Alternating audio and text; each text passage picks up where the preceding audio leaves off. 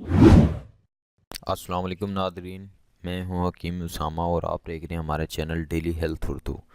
Nadreen, उम्मीद करता हूं तमाम लोग ठीक ठाक होंगे।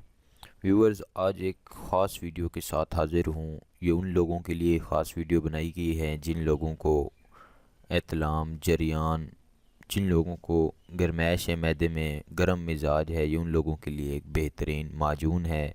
इसको शुबाबी माजून भी कहा जाता है, फौलादी माजून भी कहा जाता है।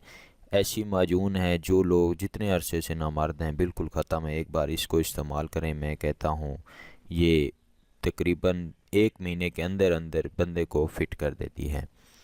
नादरीन, ये माजून सिर्फ 35 से 40 साल वाले जो हैं ये वो इस्तेमाल कर सकते हैं, जो बचपन में गलत कारियाँ कर कर के अपने साथ तबाही की है। तो चलते हैं नाजरीन, सबसे पहली जो चीज़ है वो सन्ना मक्की 5 तोला,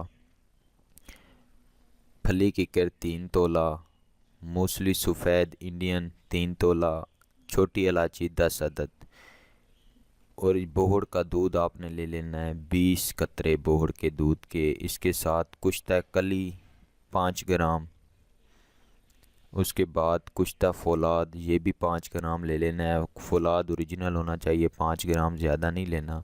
और इसके बाद ले लेना है आपने कुश्ता चांदी, ये भी 5 ग्राम ले लेना है।